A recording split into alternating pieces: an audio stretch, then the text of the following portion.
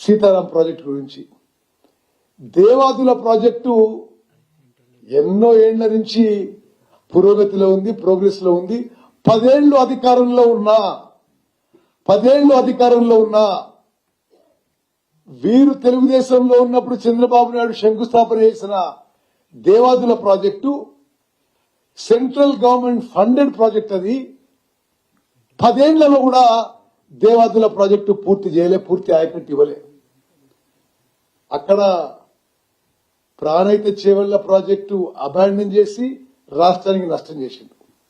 ఇక్కడ రాజీవ్ దుమ్ముగూడెం ఇందిరాసాగర్ ప్రాజెక్టులు అబాండన్ చేసి రాష్ట్రానికి మరి నష్టం చేసింది. దేవాదుల ప్రాజెక్టు మరి 10 ఏళ్ల పాటు అధికారంలో ఉండి విచ్చలవిడిగా అప్పులు తీసుకొచ్చి లక్షల కోట్ల అప్పులు తీసుకొచ్చి కూడా పూర్తి చేయలేదు. మరి ఈరోజు ఆయన పూర్తిగా ఫోకస్ చేసి మాట్లాడిన పాలమూరు జిల్లా గురించి మాట్లాడదాం. అప్పటికే పెండింగ్ లో ఉన్న, ఆయనే అన్నాడు, పెండింగ్ లో ఉన్న ప్రాజెక్టులు కల్వకుర్తి, నెట్టెంపాడు, భీమా, కోయిల్ సాగర్ ఎందుకు పూర్తి చేయలేదో కేసీఆర్ గారు సమాధానం చెప్పాలి మహబూబ్నగర్ ప్రజలకని చెప్పి అడుగుతున్నా. అదేవిధంగా ఎస్ఎల్బీసీ ఎందుకు పూర్తి చేయలేదో మరి నల్గొండ ప్రజలు అడుగుతున్నారు. డిండి ప్రాజెక్ట్ ఎందుకు పూర్తి చేయలేదో నల్గొండ ప్రజలు అడుగుతారు.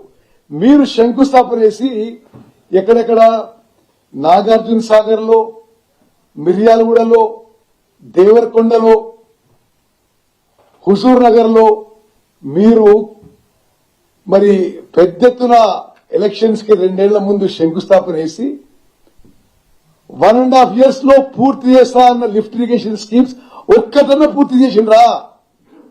ఒక్కటి కూడా పూర్తి చేయలేదు. మేము ఆ పనులు టేకప్ చేసి ఇప్పుడు పూర్తి చేసే పనిలో ఉన్నాము. మరీ దారుణంగా పాలమూరు రంగారెడ్డి విషయంలో అబద్దాలు చెప్పడం, ఇది ఒక 10 ఏళ్ల పాటు తెలంగాణ రాష్ట్రానికి ముఖ్యమంత్రి నుండి దిగిపోయిన వారికి తగదని చెప్పి మనం చేస్తున్నాం. పాలమూరు రంగారెడ్డి ప్రాజెక్ట్ లో కేసీఆర్ గారు ఒక్కెకరం ఉన్న ఆయకట్టు ఇచ్చిండ్రా? మీరు ఇవ్వలే.